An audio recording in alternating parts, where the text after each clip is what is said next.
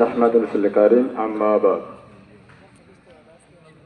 আজকে বাংলাদেশ ত্রয়োদশ জাতীয় সংসদ নির্বাচন উপলক্ষে আমাদের নালিতাবাড়ী উপজেলার 12 নং কলসপাড়া ইউনিয়ন বিএনপি কর্তৃক আজকে নির্বাচন পরিচালনা কমিটির সম্মানিত সভাপতি সাহেব জনাব মোহাম্মদ পবন আলী ভাই, আরো উপস্থিত রয়েছেন আমাদের কলসপাড়া ইউনিয়নের সাধারণ সম্পাদক আব্দুল আলিম ভাই, আরো উপস্থিত রয়েছেন আমাদের কলসপাড়া ইউনিয়নের সাবেক সভাপতি জনাব আজম আলী মামা, আরো উপস্থিত রয়েছেন আমাদের কলসপাড়া ইউনিয়নের প্রবীণ বিএনপি নেতা জনাব আবুল হাশেম তালুকদার, এবং আরো উপস্থিত রয়েছেন আমাদের কলসপাড়া ইউনিয়নের সাবেক ও সফল চেয়ারম্যান রাজুল করিম মাস্টার, এবং আরো উপস্থিত রয়েছেন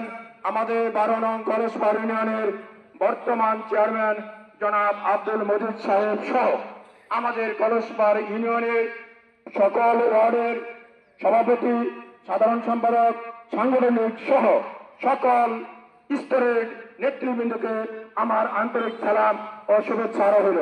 আসসালামু আলাইকুম ওয়া রাহমাতুল্লাহি ওয়া বারাকাতুহু। আজকে দীর্ঘদিন পর আজকে আমরা আল্লাহর রহমতে এই স্কুল মাঠে আমরা খোলা আকাশের নিচে স্বাধীনভাবে মুক্তভাবে আমরা বিএনপির নিয়ে ধানের শীষ নিয়ে আমরা আলোচনা করতে পারতেছি।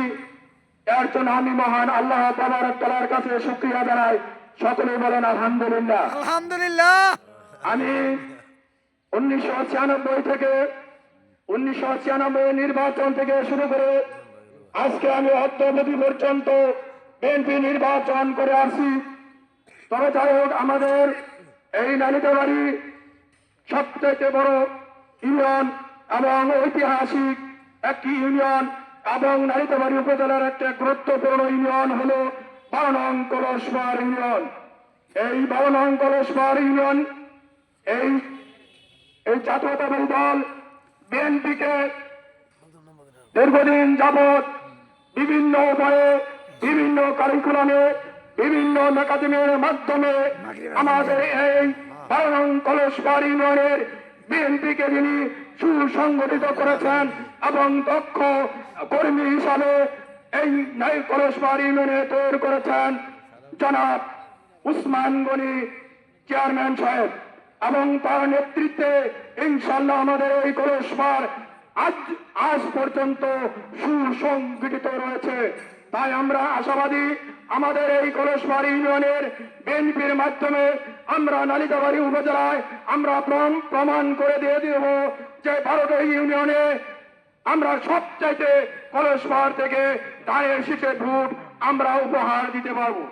তবে যাই হোক, আমরা সাংগঠনিক লোক, আমাদের এই কলসপাড়া ইউনিয়নে বিএনপির যে সাংগঠনিক একটি দল রয়েছে, এই সাংগঠনের মাধ্যমে সুন্দরভাবে যে জায়গায় যথাযথভাবে যদি মূল্যায়নের মাধ্যমে